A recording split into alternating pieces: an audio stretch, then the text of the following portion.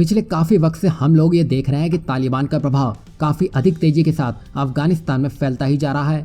हर कोई इसे देखकर हैरान भी है क्योंकि इतिहास में ऐसा पहले कभी नहीं हुआ है। खैर जो भी हो, अब ये लोग काबुल पर तो काबिज हो गए हैं, लेकिन अब इनका अहंकार भी बढ़ चढ़कर बोलने लगा है, जो लोगों को काफी अधिक हैरान कर रहा है। वहीं तालिबान की धमकी के बाद अब ऐसा लगता है कि जो बाइडन सहम से गए हैं। तभी उन्होंने अफगानिस्तान पर तालिबान के कब्जे के बाद अमेरिका वहां से लोगों को निकालने में और तेजी दिखा रहा है। और तो और व्हाइट हाउस ने बुधवार सुबह कहा है कि अमेरिका ने पिछले 24 घंटे में अफगानिस्तान से 19,000 लोगों को सुरक्षित निकाला है।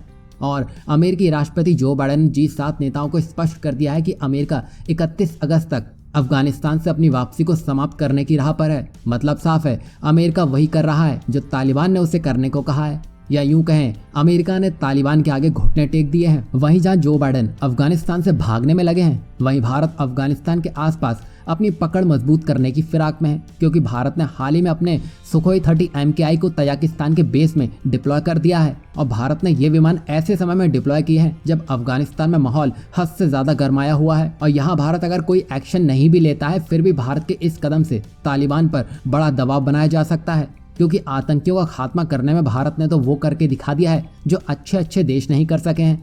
क्योंकि ये तो तालिबान भी अच्छे से जानता है कि भारत की सेना हर दिन आतंकियों से लड़ती है और भारत के लिए कोई नई बात नहीं है। और अगर पाकिस्तान के साथ मिलकर तालिबान कुछ भी हिमाकत करता है तो उसका जवाब देने के लिए भारत को अपनी स्थिति को अफगानिस्तान के इर्द गिर्द मजबूत करना ही होगा। और इसी कड़ी में भारत का ये बड़ा कदम है।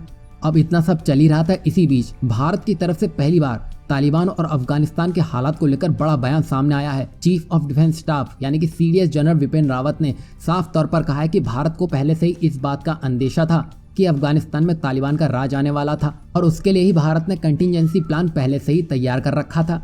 CDS जनरल विपिन रावत ने सार्वजनिक तौर पर कहा है कि अफगानिस्तान की परिस्थितियों को लेकर भारत तैयार है, और अगर वहां की परिस्थितियों का भारत पर असर पड़ता है तो उसके लिए भी भारत तैयार है। उसका मुकाबला वैसे ही किया जाएगा जैसे आतंकवाद का किया जा रहा है। यानी कि अब भारत ने अपना स्टैंड तालिबान को लेकर साफ कर दिया है। तालिबान यहाँ कुछ भी करता है तो उसका परिणाम उसको भुगतना ही होगा, और ऐसा करने के लिए भारत को G7 देशों की भी जरूरत नहीं पड़ेगी, क्योंकि जब बात अपने देश की होती है तो भारत कुछ नहीं देखता है।